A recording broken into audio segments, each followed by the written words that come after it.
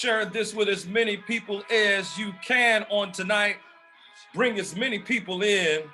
It's the Lenten season. We're still in a moment where we're remembering and recognizing the resurrection of the Lord Jesus Christ. But tonight, we've got a very particular broadcast tonight that we want to share with everyone in regards to the backdrop of Kirk Franklin. Make sure you get as many people in as you can. We are not on the Dominion Ministries page tonight. Tonight we're on Ray Johnson's page for a special night of fathering. But before we do that, take a moment, celebrate this.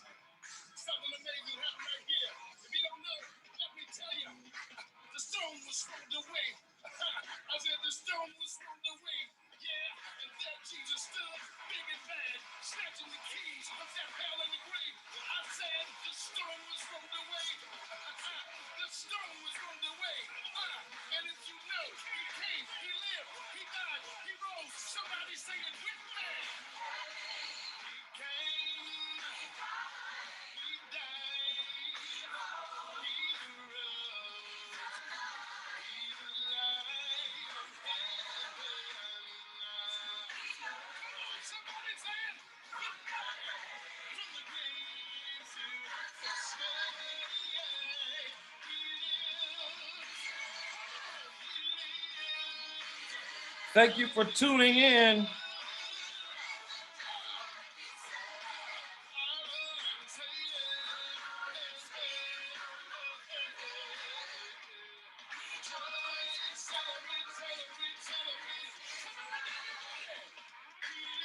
We're celebrating the Lenten season. We know that Jesus lives, and we want you to make sure that you continue in, join in with us on tomorrow as we get prepared for Wednesday night. If you haven't shared this yet, go ahead and do it now. Let's grab as many people in as we can. It's Monday's meal. I say it this way, manna to move you toward your life mandate. Got a very, very special gathering in on tonight. I hope as many people have been able to tune in and catch in with us as they can. Tonight, we're going to spend some time having a conversation about fathering. And so tonight, I brought with me some help because we do spend some time fathering in what I call unfamiliar times. I am absolutely certain that most of us have already heard or seen the video in regards to Kirk Franklin, and many people are having this phrase called cancel Kirk, cancel Kirk, cancel Kirk in his response of this conversation that he had with his son. I'm not going to play that tonight. I think we've all seen it enough on social media, but tonight I would rather spend the lion's share of our time talking about how fathering in unfamiliar times is difficult. And I brought a little help with me tonight. Let me close my screen out and let me welcome in my guests and panelists who are with me tonight. I want you to welcome in my great friend and my brother, Dr. Ron Clark, as I affectionately say to him.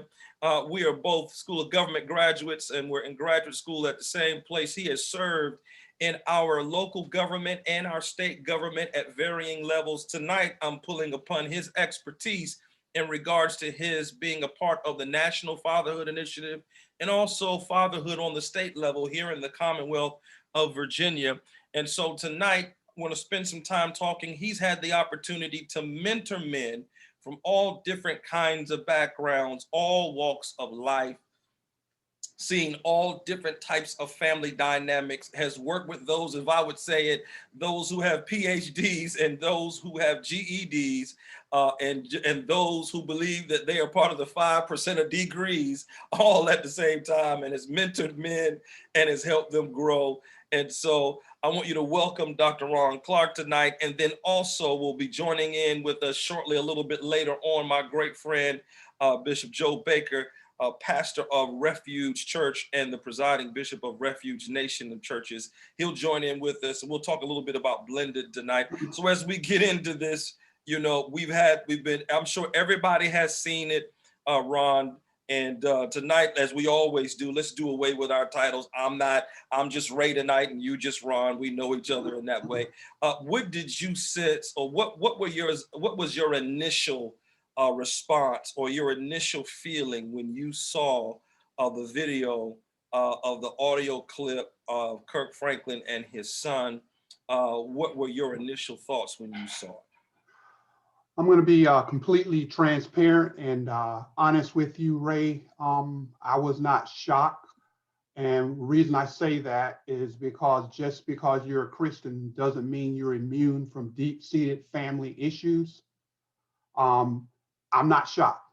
You know, also you can be an expert in family and give conferences and speak across the country, and that doesn't necessarily mean that you're immune from family issues.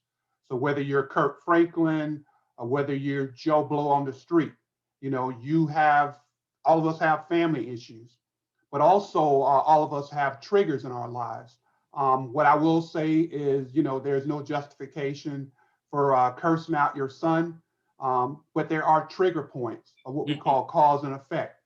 And on the flip side of that, there's no justification for dishonoring your parents, but there are trigger points. And I think what we have here is a set of trigger points on both sides. You have two men here. One, I'm not sure the age of Kirk Franklin, but his son, who's 33 years of age, and you have a crossfire of disrespect. That's what I would say, a crossfire of disrespect. You know, one man feeling disrespected and he's gonna fire off, and you have another father on the other side who feels disrespected and he fires off. And there's a song by DMX. He said, you know, the following. He said, "Y'all gonna make me lose my mind, lose my mind, lose my mind." And I think all of us, up in here. Yeah. all of us have the capacity to lose our minds, you know, Right. where our mouths and our emotions kind of run ahead of the Holy Spirit. Even before you get to the Holy Spirit, Yeah. our mouths and emotion can run ahead of our mind.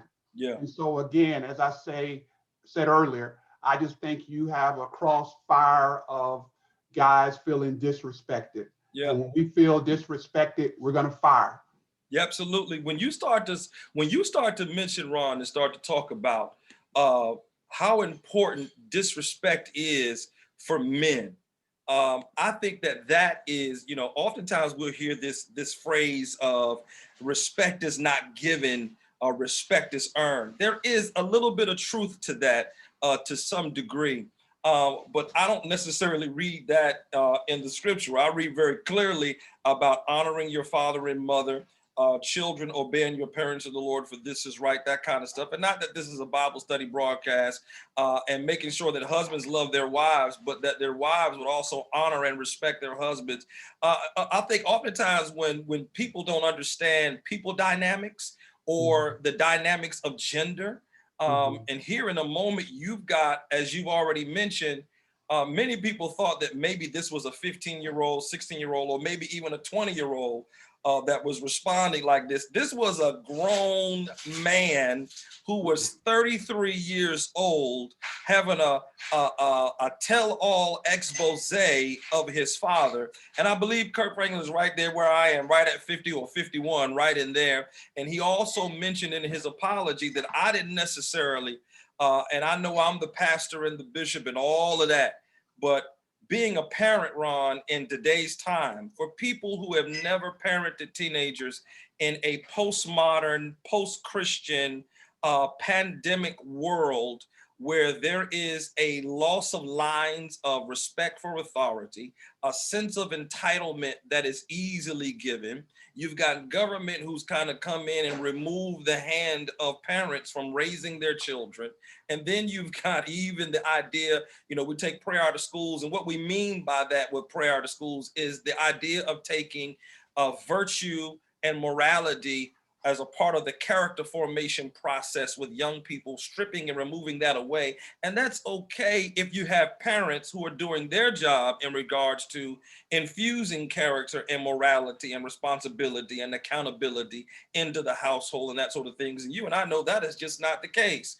But now to the point that people are watching tonight, like you mentioned, everybody is human and everybody's going to have a human moment at some point. And I think what we saw was almost, in my view, as a parent, a betrayal on behalf of the son, exposing his father. And what we don't do, I think I had a post out one time that said people often respond to how you respond, but they never respond to what triggered you. And I think, and this is an instance where Kirk, as a man, was triggered in such a way where he responded to this young man and to say, listen, you ain't gonna play me like this. I said it at the barbershop today. I told him, I said, man, listen, people think because we say, just because we're saved and we try to live a sanctified life as Christians, that don't mean we suckers. Your thoughts, well, tell me I mean, how do you feel about this kind of thing? Well, first of all, I mean, you mentioned that he's 33. I think one of the mistakes we make, just as human beings, we equate age with maturity level, and that's not always a reality.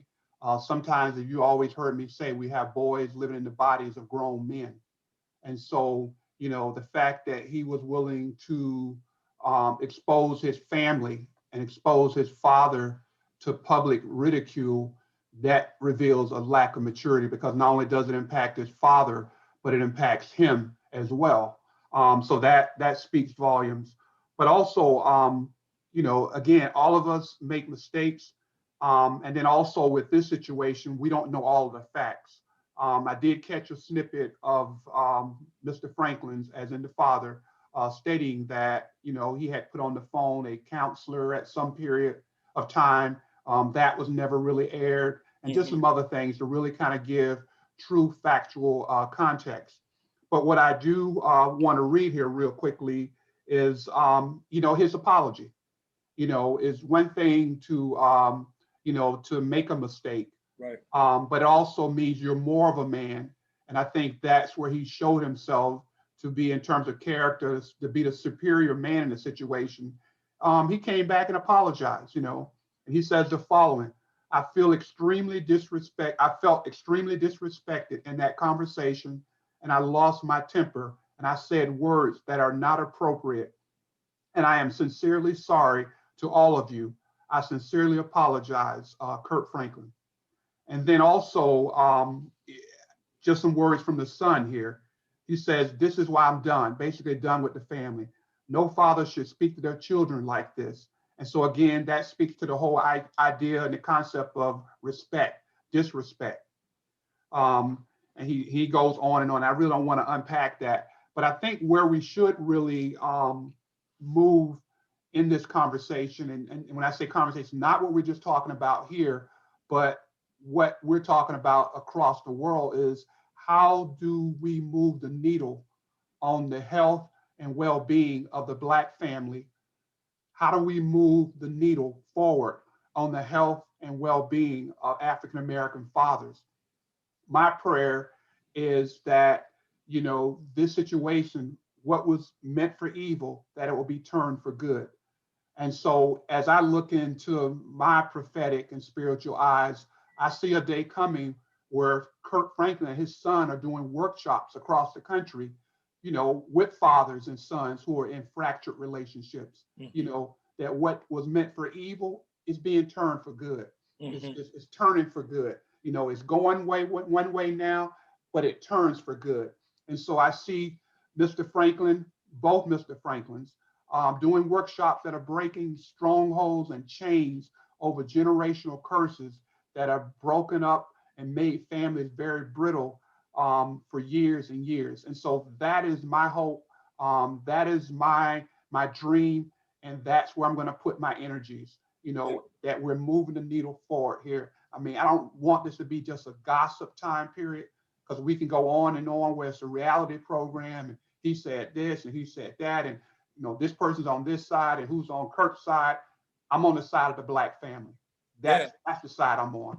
And I'm on the side that's going to move this needle forward here. And speaking about that, you've had so much of an extensive amount of experience in working with fathers, in situations where they either connect with the mothers of their children in such a way where they connect as wives, or they may move into another family dynamic in terms of marriage, but still now have a level of responsibility that is both spiritual, natural, financial, economic, mentoring. You've seen the gamut, like I said before, of men from GED all the way to PhD, with backgrounds all the way around. From that standpoint of it, I mean, speak to us tonight about how important fathering is and the role of fathers in the Black family particular, and then in the family in general, in terms of their impact upon children and families and their success at different levels. And so I can, beat the research that shows and demonstrates that children who come from fatherless households, they just don't fare as well. And again, no disrespect to moms, most moms out there are doing the best they can to try to fill that void with whether it be uncles or brothers or mentors and the like. But the role of the father is irreplaceable. And so a father plays a very important role. And so what kind of the research says in kind of a real compacted version is that for boys, fathers serve as role models. I like to use the term real models, but we also understand that for girls, fathers serve as relationship models. And That's so powerful, Ron. that is something that, we are missing in a large part of our family structures. And Wow. as, the mother, is there to be all she can be, trying to do everything she can. And it's almost like going to the gym, when you're lifting something that's too heavy for you, you end up with what we call a hernia. It's nothing wrong with you, but it's just too heavy. And many moms are doing the best they can, but they end up with a spiritual hernia because they can't understand what their Black son is dealing with. They can sympathize, but they may not be able to empathize. And they can be a model of sort, but they can't be a real model for their son. And I think that's where the frustration occurs. And so when you're talking about, fathering sons, and then specifically talking about Black sons, I mean, you really gotta be there for them. I mean, you really, and then also it's the sense in which you gotta give them some grace because they're trying to figure out life. I mean, their emotions, they got their peers out there, they got the culture. I mean, there's so many voices, so many forces pulling them a lot of different ways. And they're trying to figure out their identity. Who am I? I'm not my dad, and I think that's a sense what Kerion's trying to do in terms of expressing himself. He's not Kirk Franklin. That may be some of his frustration because people may look for him to sing and be a superstar, and he has all those pressures on him. But I think that, as Black men, as we transition from boyhood to manhood, a lot of times we don't have that GPS, we don't have that guidance. And so what we're trying to do, we're just trying to figure things out. We're trying to, and a lot of times when we don't have the aptitude, we lean on attitude. And I think that is what you hear, why are you disrespecting me? Well, I'm just trying to help you. I'm trying to give you some guidance. I know what I'm doing. Well, can't you think about this may be a better way of doing it? You're trying to say I'm not a man. And a lot of times, we're leaning on attitude because we don't have the aptitude. I'm looking at you, you're a man, and you have daughters that are in college, I mean, how you're able to juggle the financial responsibilities. A lot of guys would just say, hey, I don't have the funds for this. And you may say to a guy, well, have you ever thought about saving money here, about this investment? Were you trying to say I'm not a man? You're disrespecting me? I can take care of my own family. But it may be that a lot of us just need some help. And a lot of times we don't want that help because we want to preserve what we call ego. And we don't want to feel disrespected. And so as we navigate, our young sons and our young daughters transitioning from girlhood to manhood and boyhood, and womanhood to fatherhood and motherhood, I mean, a lot of times they don't have the guidance that's there. or they have poor role models. And so sometimes they have to unlearn things before they can learn what's appropriate. This is so good. You started out by saying that some of what we're saying, the importance of fathers cannot be negated. And you said that it is that fathers teach sons how to be a real man, and that fathers model before daughters what a real man looks like. But the modeling shows the girls about how to engage in relationship. I think that that is so sound. And when you start to think about the Black family, of what we're really finding is a lack of development, what I would say psychologically and emotionally. You know, you've got the book Emotional Intelligence, where people haven't had the opportunity to be mentored to develop emotionally and psychologically in a healthy way, so they know how to engage to be a part of connecting into Black family. Which is to say, you know, there's a share screen that I'll do toward the end, because we're right in the vein of where I want us to go tonight in regards to family.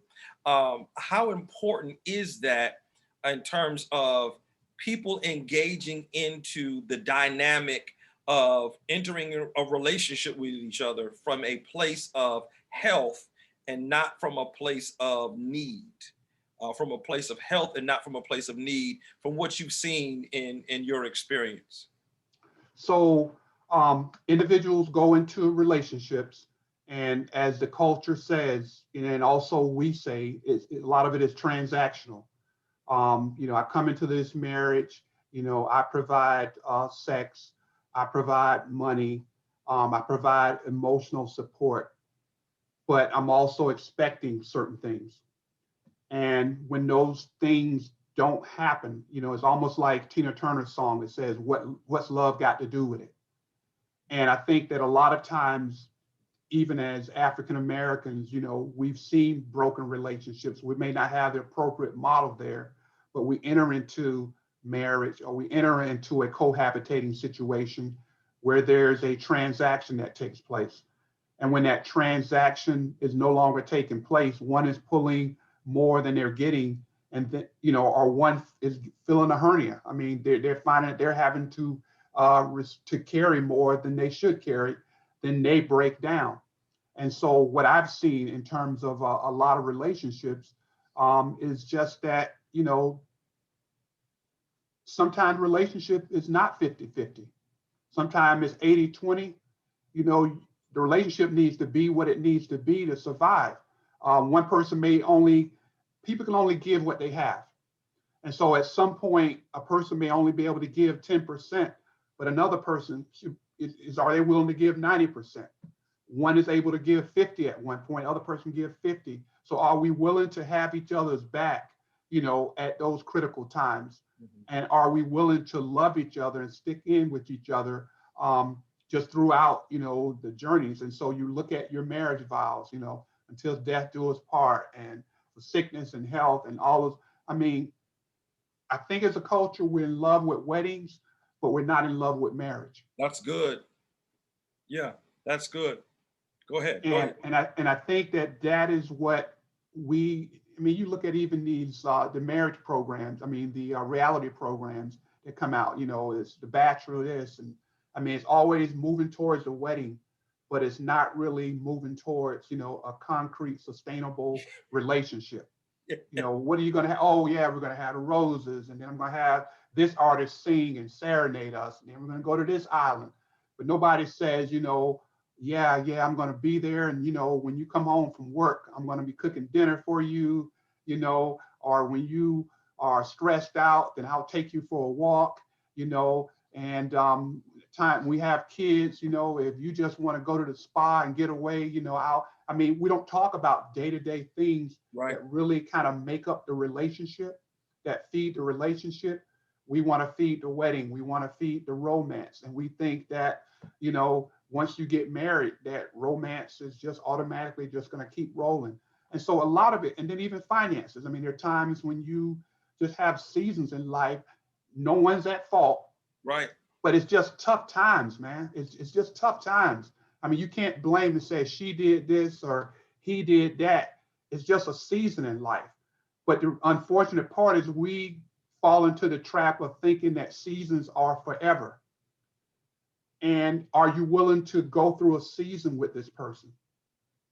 I mean, winter's going to come, spring's going to come, winter, autumn, fall, those seasons are going to come. There's nothing you can do about it. Or are you willing to endure? And so when I talk about those things, we may take it for granted, but that's a reality that a lot of folks don't understand.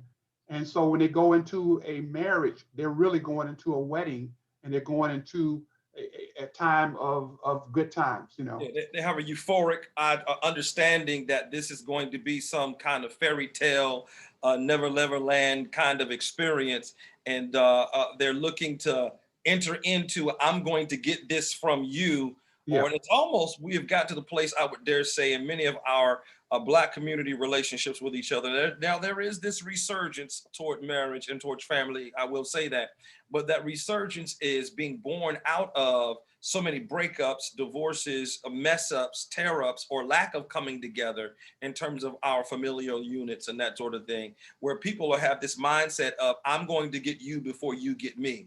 And so they're Correct. Yeah. into this. I am not necessarily here to serve you in terms of who you are, your life purpose, and why you are together. I'm here to get whatever out of you I can. And so this may be a starter marriage or a starter relationship because I'm going to be getting on to my next life, my next best life kind of thing now. And so Mhm. even when I look at the dynamic of what just took place with Kirk Franklin, this is a grown son that he's raised, who's been in the house with him.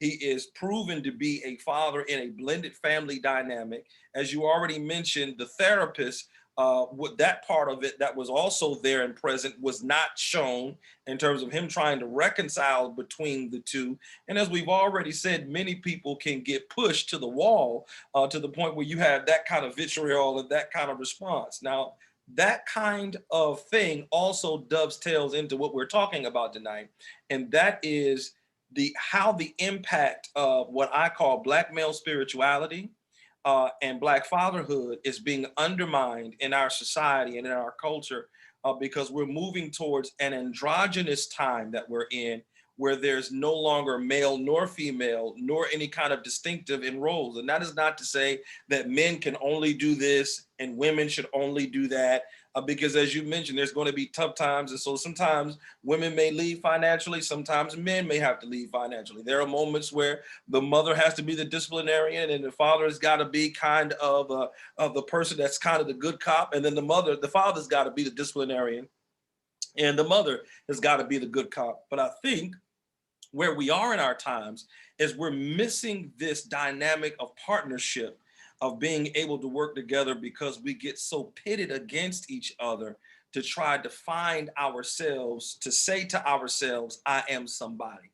And that Mhm. is a byproduct of an experience that we have had that is unique to us as African Americans here in the West from the experiences that we've had. And I'm gonna go there in just a second. But let me just, before I do that, I want to speak to the issue of blended because many men, like now I'm a father of 7 with 4 girls from a previous marriage. And now I've inherited 3 more, 1 more girl, 2 more boys. And so they age range from 11 all the way until 24. My Mhm. 24 will be 25-year-old this coming up September. And I think we try to utilize Christianity and spirituality as if it's designed to give us a cookie cutter approach to everything. Mhm. And when we start to assess people's spirituality, what I'm seeing is with the response of Kirk Franklin, now this idea of canceling him, there's this concept of he's not as spiritual as he has led on to be. Well, Kirk Mhm. never said that he was some deeply spiritual person. He's always communicated, I'm a gospel artist. I used to be a minister of music in my church. God's called me to this blending of music, of culture and sound, and pulling them together to create worship. Now I could go a whole lot of different places there theologically because I'm one of those people that believes you don't necessarily get the manifestation of the kingdom until you have the merger or the partnership of what we call sacred and secular, because God operates and moves in both realms. And so that's just my thought about that. But now, when we start to look at assessing a person's spirituality, based upon a soundbite and a clip of something that we see, that we pull out from an experience and don't give the whole context behind it. Where have we come to where we think like that as a people group and in several different areas? One, as Christians. Two, particularly us as African Americans, because we all have the same historic experience here in America, coming through chattel slavery, coming through Reconstruction, coming through Jim Crow, coming through the Civil Rights Movement, coming through the Cold War, coming through the extreme resurgence of violence in the 1990s of black on black crime, and then the parole board of locking you away 3 times and that's it, that kind of thing. We've all had that kind of experience. And then driving while black. We have that kind of sociological experience and the impact of such psychologically. How have we gotten to the place where we allow 140 characters in Twitter and a soundbite from a social media feed to become an assessment tool to determine a person's spirituality and their importance of who they are, and then what their role is that they play? I mean, how do we get here from your vantage point? If you could speak to that just for a few minutes. So that question is so packed. You've shared a lot. I think I'll touch on just a few points. And I do concur with you that Mr. Franklin, Kirk Franklin, never branded himself as a righteous person, holier than thou, a person of extremely high character. He never branded himself that way. I believe, I know a couple of times he came out and said he struggled with porn, and just a couple of other lusts, and just a number of issues. And he always branded himself as a person who's a Christian that's just leaning upon God for wisdom. He's leaning upon God for his righteousness, and he's always leaning upon God for his strength. And so he's always branded himself as a person who struggles, but just trying to do the right thing. And by God's grace, he's able to do the right thing, And then at times when he doesn't do the right thing, like in this situation, he always comes back and apologizes. And we know when God has got a hold of you when you apologize as a black man. So hello. yeah, that's but yeah. All of us have landmines in our lives, areas that are very fragile. For some guys, you can, we think about growing up, the mama jokes.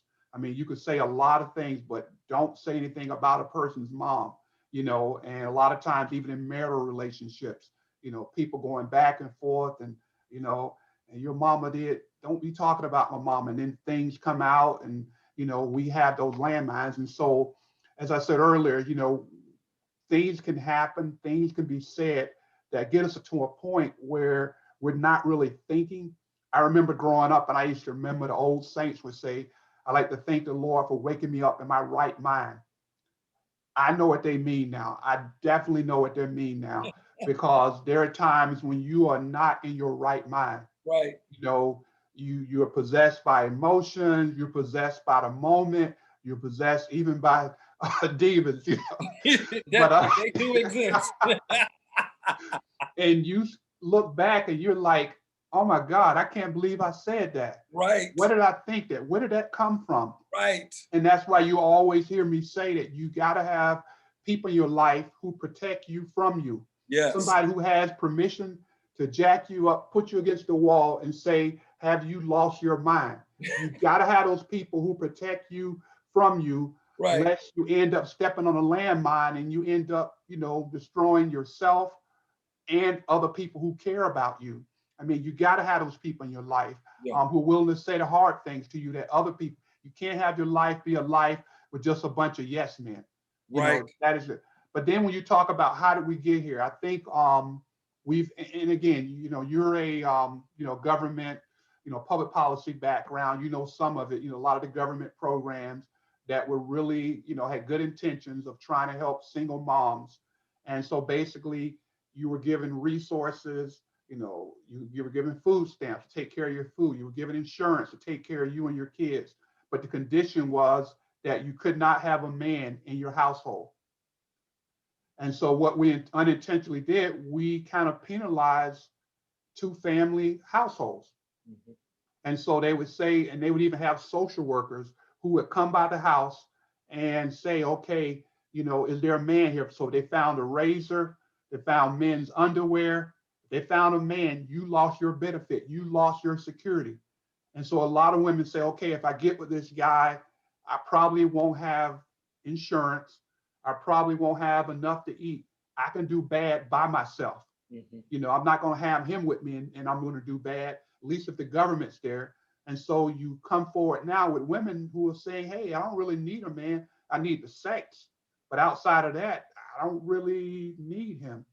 I need his child support check or alimony, but I really don't need him. Mm. So it becomes a transactional relationship where, he gets the sex, she gets the sex, you know, somebody gets income, and then we just separate when that agreement is no longer beneficial. And so as we move forward, you think about that, and then you also think about we live in an entertainment culture. I mean, look at what That's a happened good here. one. We Yeah. got a snapshot of what happened, you know, and there was an entertainment element to it. It's like, wow, I can't believe he said that. Nobody said, wow, let's look at this family situation. This is horrible here. A father and a son, and they both seem to be people who kind of, have, they're black, they are a family. That's very unfortunate, and there, if you read the son's the son quote here, he talks about, why didn't they say, you should come home? I mean, there's something good that's going on here. And like I said, that's where I'm at now. What can we do to move the needle for the Black family, move it forward? And my prayer and my earnest expectation and where I'm going prophetically is I see, I believe his name is Kerion, Yeah, Kerion. Uh-huh. Kerion, and I see his father, Kirk Franklin, going around the country doing workshops That's so and good. saying, "You saw us here. This is where we are now. You're probably there. I'm gonna show you how we got here." Yeah. And just breaking stronghold. And I see a revival of Black fatherhood. That's where I'm going now. That's where my prayers are going Yeah. now. Yeah. It's not the entertainment element or the juicy gossip or whatever. But again, like what you're doing tonight, you're unpacking this issue and say, you know, this is a bad situation, but what nuggets of wisdom are here that we can leverage here, that we can benefit from, you know, and as it says in the Bible, what was Joseph, what was meant for evil, turn it for good. Yeah. What happened in this situation that we can turn for good? And a couple of points here, one, listening to our sons, whether we agree with them or not. I mean, again, listening to them, we may not like certain music, we may like certain dress, we might like certain talk, as our parents did when we were growing up. Hello. Hello. And so this ability to be able to listen, I mean, to listen, I'm not talking about just hear, but I mean to listen, Yeah. and the difference is, one, you're just there, but two, you're really, when you're listening, you're present and you're engaged and you're asking questions and you have this deliberate, intentional effort to really understand your son. Mhm. And it's not out of, okay, I want to be a good father from the perspective of people looking at me and perceiving that I'm a good father, but I love this son and I want what's best for him. And Yeah. if it hurts me to hear stuff that I don't want to hear, that really irks and grinds my spirit, because I love him, I'm willing to sacrifice my discomfort because I want to understand him. And I want him to know beyond a shadow of a doubt that I love him, that I got his back, even if I disagree with him. And then you got to be able to go to sleep at night, even if that happens and it still doesn't, and it still falls apart. Right. You got to know that you've done your best. Yeah. I mean, because, as I said to you earlier, we got to move beyond the soundbite. God will not violate our free will. Bible says you love your wife as Christ loved the church. You can do that, but God will not make her love you, and vice versa. You respect your husband, you honor him, you give him dignity, and he may still walk out the door. It says don't bring the children to wrath. The Bible encourages us along those lines, but also says honor your parents. There are a lot of kids out there that don't have good parents, that are not worthy to be honored. Yeah. I mean, and so those are realities that we live within. But at the same time, we got to say that we know that we have done our best, Yeah. and that and to be able to say that before God, and being willing to have uncomfortable conversations, be put in uncomfortable situations. I mean, parenting, marriage, I mean, all that stuff is tough.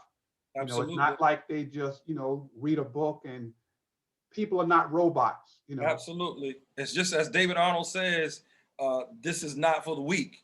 Yeah, yeah. This is marriage and family is not for the weak at all. A couple of things as we prepare to close out here tonight. Maybe Pastor Baker may make it tonight, he may not. But I would dare say this, that a couple of things from a solution standpoint that I think will help us is from our good friend Glenn Brooks from Marriage and Parenting Successfully. He has done wonders in terms of helping me process through as a thinker and theologian, teacher, whatever, and growing as a father. I think you hit the nail on the head with listening. I think for us as a church community, body of Christ wide congregation, we need to get really, really serious about what it means to be a Christian. God didn't call us to be Christians per se in terms of the vernacular of the word, he called us to be disciples. And there's a difference between Americanized, westernized Christianity and discipleship. One informs your faith with how you make decisions. And then the other becomes, as you mentioned, this entertainment value of what we do on Sunday and smoke machines and seeker friendliness that doesn't get down into the roots of character development of who you are as a person that informs your thought process of how you begin to make decisions. I think that's one. Two, we've got to, if I could say, decriminalize and remove the demonization away from the idea of therapy, counseling, and being able to have coaching. And the three of those are different. And so, but I think we need all three in tandem, where there's sometimes where Black fathers need to be coached on how to father, and then moments where we need therapy because we haven't necessarily been fathered. And then there are moments where we need good counseling on how we handle particular situations so that we can father. And I think what we haven't been able to be comfortable enough in our own skin to do is to say, listen, this is a coaching moment I think I need help in, some therapy of some woundedness and emotional healing that I myself need so that I can give some to someone else. And then there is the moment where, let me seek wisdom in the multitude of counselors of some men who have gone on ahead of me, who've had to wrestle with this so that I can begin to handle and deal with this. And I think in those kind of moments, when you put how our faith informs our living, along with what I call coaching, counseling, and then being able to kind of utilize therapy, when you put those together, I think you then have a moment where you can have access towards some greatness, and we can begin to make some changes.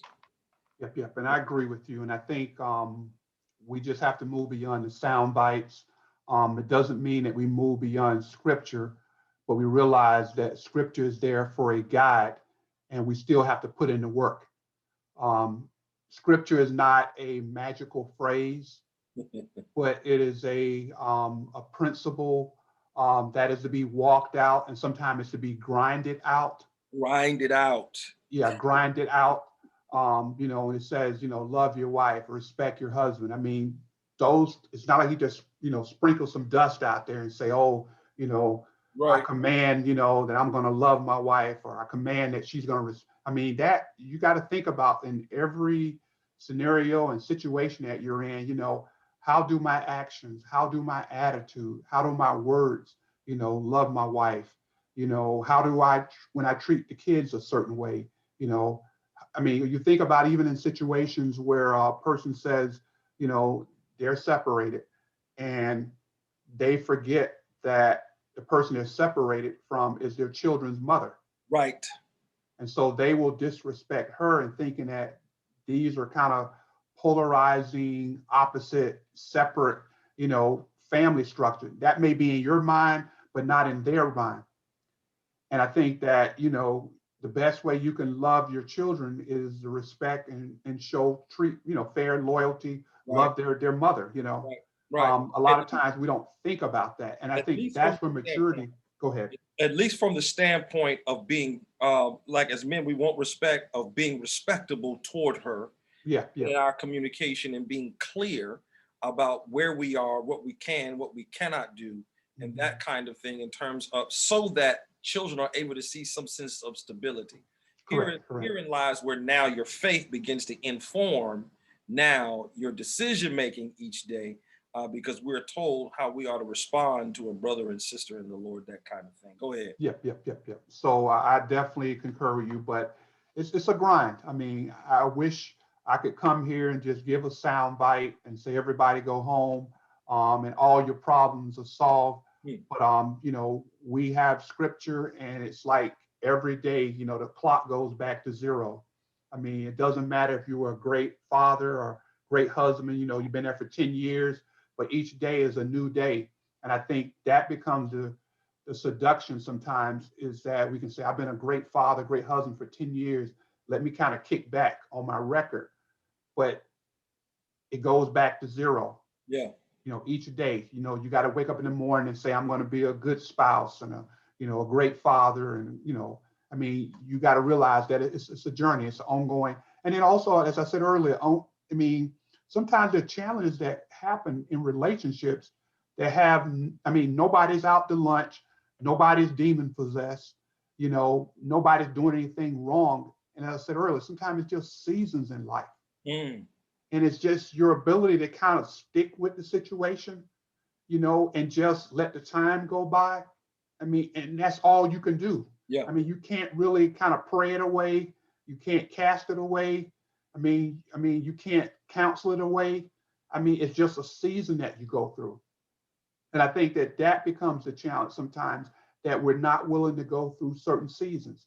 We say, see you, wouldn't want to be you. I want to go with somebody else, you Right. know, for their season. You know, I think there'll be better days over here. The same way we go to certain Ah! churches, you know, and we stay there. Oh man, they're going through a tough time. You know, I'm going to go over here, you know, because they're preaching, you're going to be blessed, and, you know, everything's going to be great. It's going to have Right. gravy all on it. And, you know, You forgot, we forgot that grass is greener, manure grows on both sides of the fence. yeah, yeah. It just matter whether some is light brown or some is dark brown or some is dark brown. It's all brown. Yeah, yeah, and I agree with you. So I thank you for even, you know, broaching this topic. I know my wife and I are in we're in blended family situations. I remember when we were going to premarital counseling. Yeah. It was basically, I mean, it was geared towards people who were not in blended family situations. So they would say, okay, you know, you guys, you got to learn about each other, and you know, and one day you're going to have kids. Okay, we already have kids. Right. Oh, and then, you know, you got to teach, okay, well, she has kids, you know, and then we got these, and how do we put this together? And I mean, it wasn't geared for us, you know. I think And one of I appreciate you being willing to address. I mean, you may take it for granted, but there are a lot of places that this information is not given, you know. yeah. It's not given, you know, and so you have people that are just kind of left out there and just trying to figure it out on their own, you know, when there could be some folks who could give them some wisdom, you know. Well, I'll tell you, one of the things as I'm in the process of learning as I go, and so I'm kind of a student teacher, if you will. As I learn a little bit, I teach a little bit. As I learn a little bit, I teach a little bit as I go through the process. And one of the things that you know, my coach, who is Glenn Brooks, would say to me is that you have one dynamic with your girls. And so as you move into this different dynamic, this is a different set of kids. And I know you've been a youth pastor before, and you've been a you've been a student of the culture of young people. But now in this environment, you've got to become a student all over again of studying them, of Mhm. studying their likes, dislikes, their quirks, the things that make them go, the things that don't make them go, their temperaments, their style, becoming self-aware enough to know that you don't know everything and to take time. And as you mentioned this earlier on in tonight, and that is to listen. As fathers, if we listen to our sons and the ones that we have influence on, so we can hear what's behind what they're saying.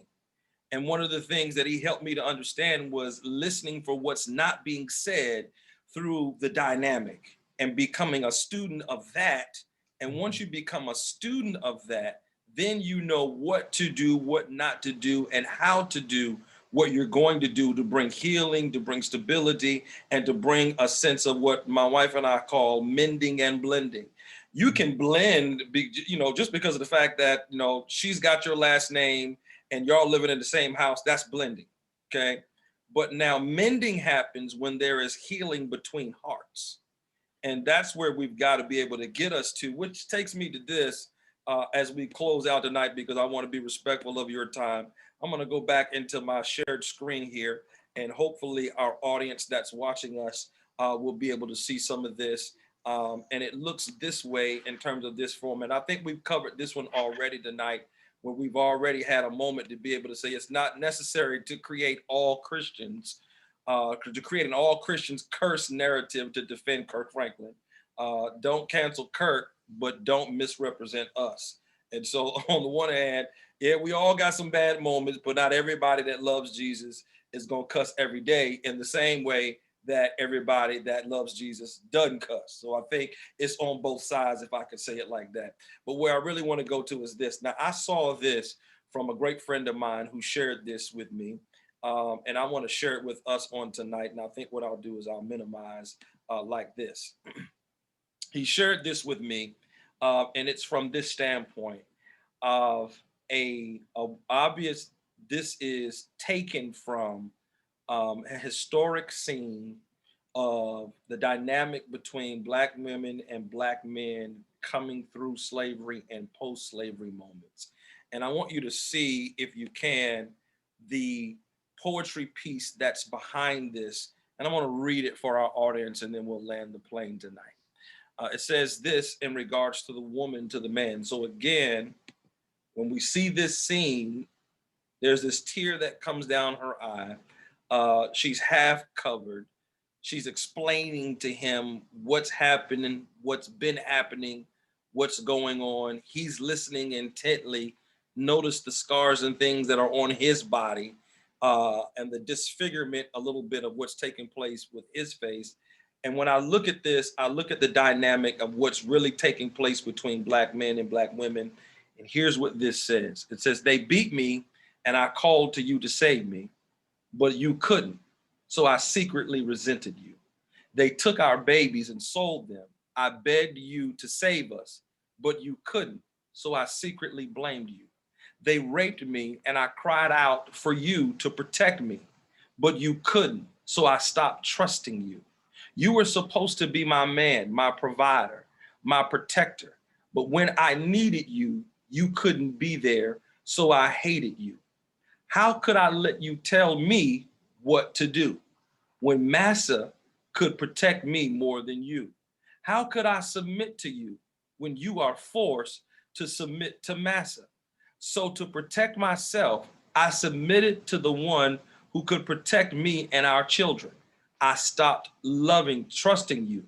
I stopped loving you. I stopped honoring you. I stopped valuing you. And in turn, I became valueless to you. I didn't see the frustration in your eyes when our children were sold. I didn't hear your silent cries when I was beaten. I didn't see your anger when I was being ravished. I didn't understand that you held your emotions to be strong for me. I thought you didn't care, but you wanted to be there. You wanted to protect me. You wanted to, but Massa made it so you couldn't, so I would trust him more than you. I didn't see the hidden hands shaping our destiny.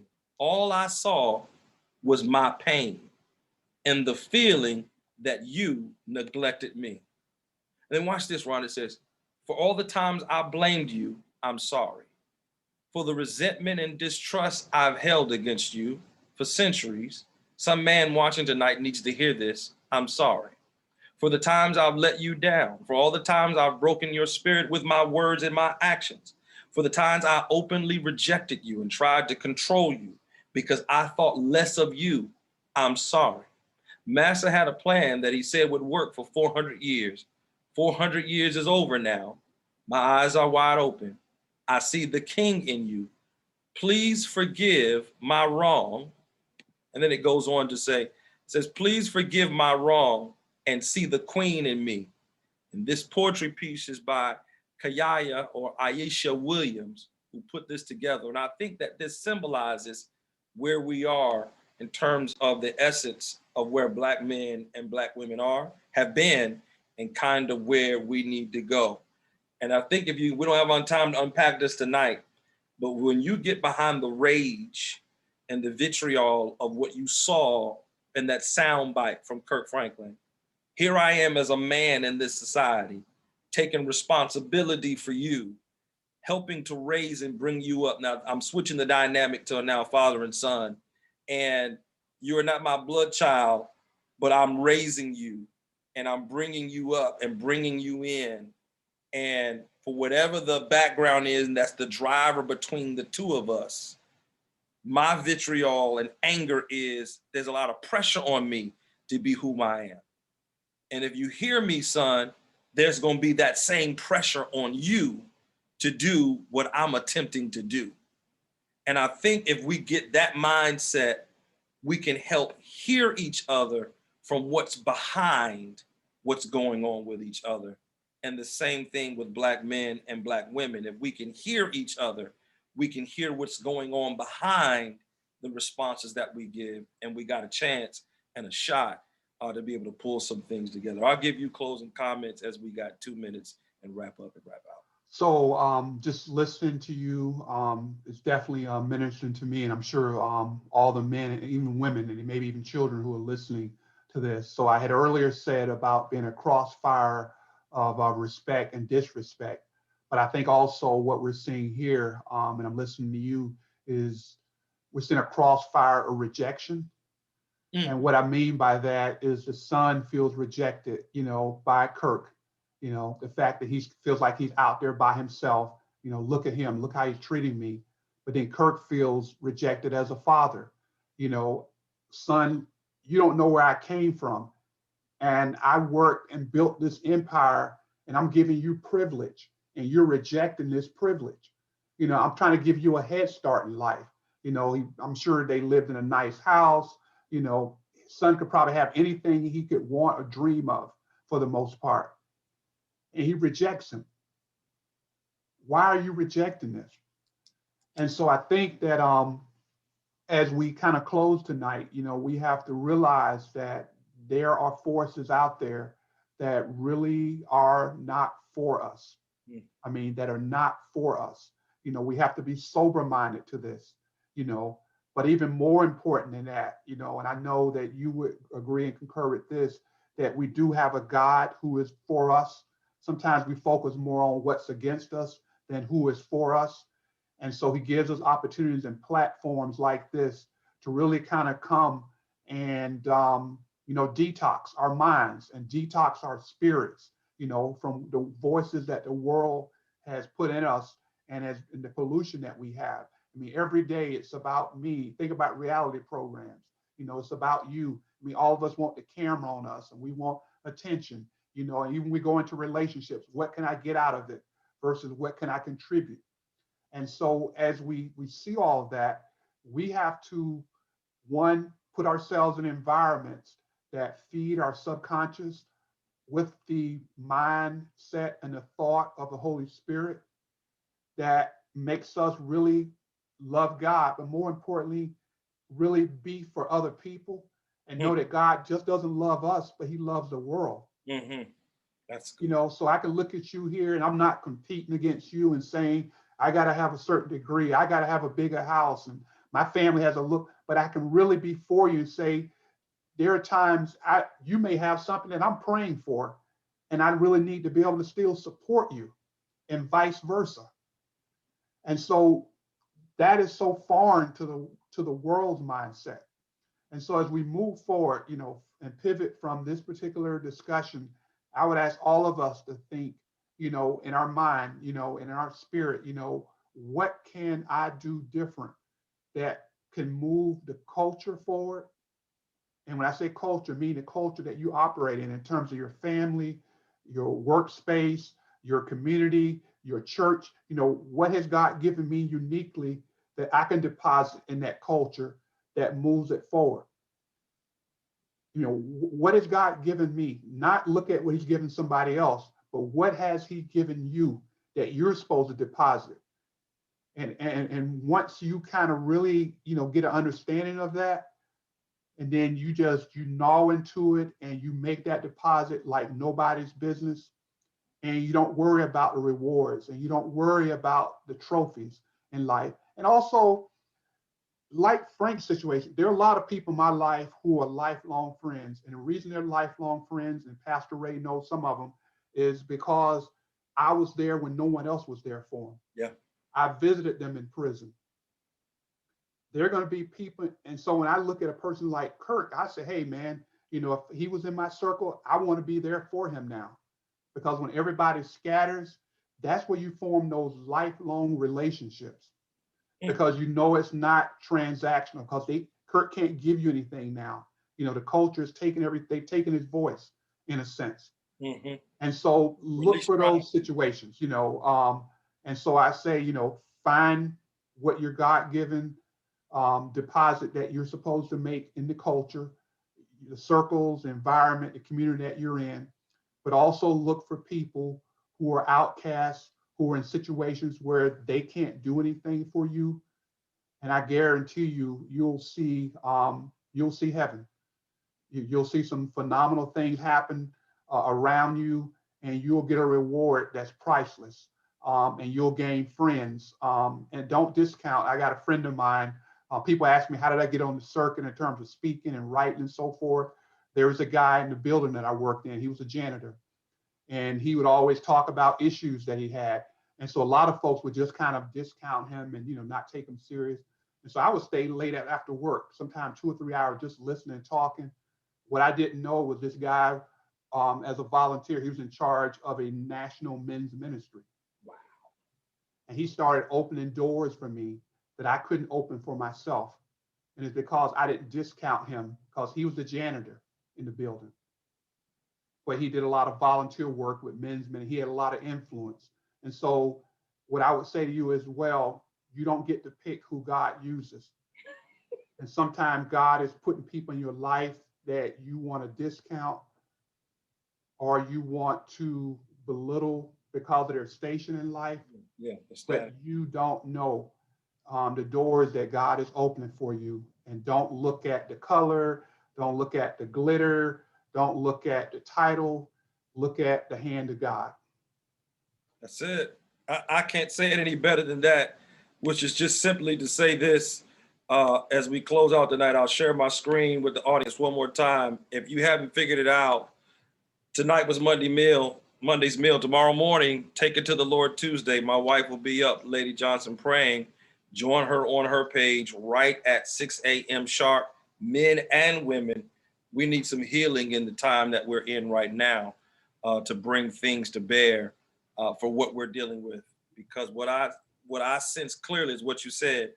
There's a spirit behind the culture that wants to remove Kirk's voice and to remove others like him, to question his integrity.